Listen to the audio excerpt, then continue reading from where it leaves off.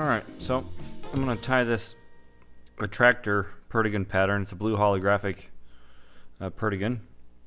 A lot of the times I use silver beads. I'm going to use a black bead on this one just to change it up a little bit. My thread is fluorescent cerise. I think I'm pronouncing that correctly. In 70 denier. Just going to start my thread right behind that wire. That lead wire is 15 thousandths. We've got about 7 turns in there just to kind of give a little extra weight and keep that bead kind of where I want it. I'm just going to start to run this back and forth.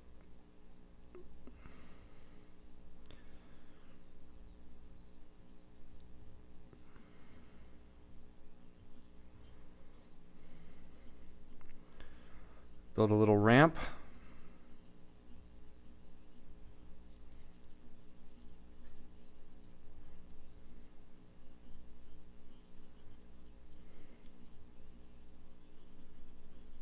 Start working my way down. Come back just to even it out a little bit.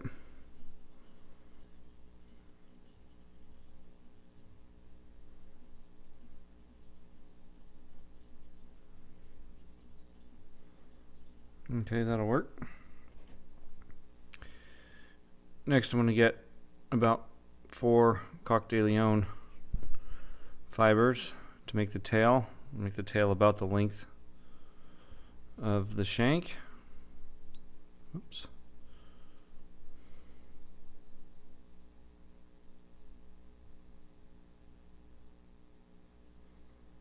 I'll tie this in going up.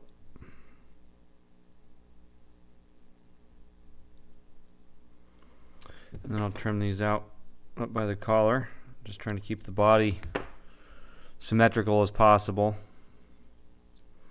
for the tinsel. I'll pay a little bit better attention coming back, tying this all in. Stop and reverse there. I'm going to come back up. Okay. Now I'm going to add my blue holographic tinsel.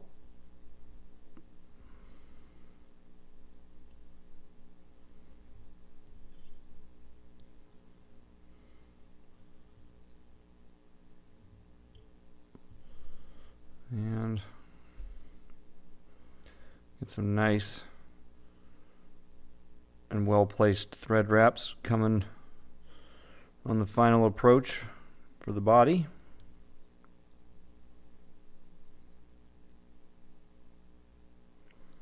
Try to take out any lumps and bumps right here if you can.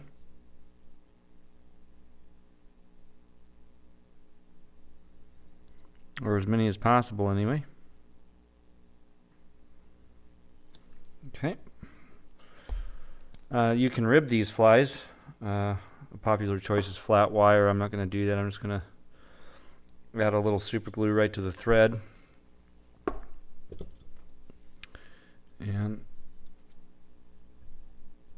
just work the super glue around a little bit.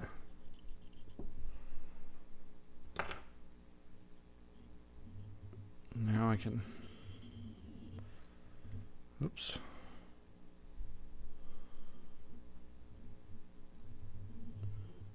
Now I'll bring that up.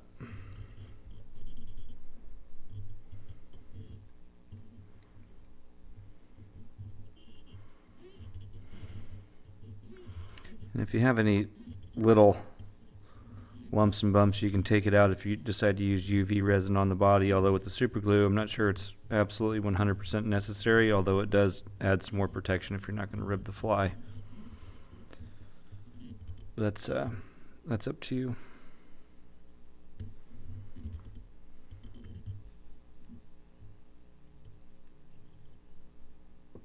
Okay.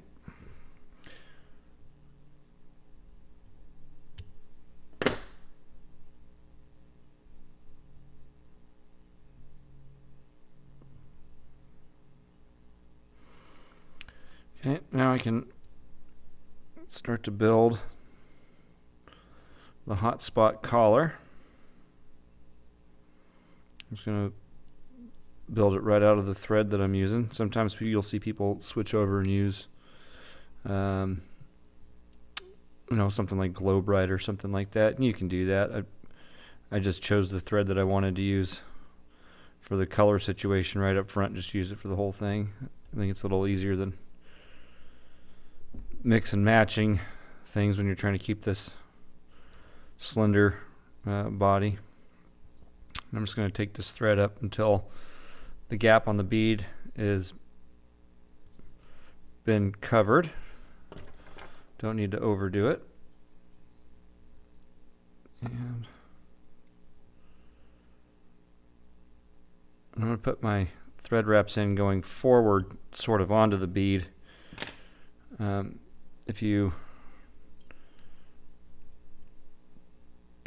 do your thread wraps for your collar going to the back, what can happen is that thread can all pull down and into the fly, so you just got to be careful of that if you do it that way. For the wing case, I'm going to go sort of a more traditional wing case with the fingernail polish. Or, you know, a lot of folks nowadays just take a Sharpie to it, which is fine. I mean, you can do that, but I just kind of like the just kind of like doing it with the fingernail polish. So when you come down, if you saw that, the way I do it is I take the tip of the brush straight down and just dab it that way. If you try to do it from the side, you can make a quick mess of it. And actually, that's the fly. This needs to dry for a minute, and then I can UV it. Happy tying, everybody. Take care.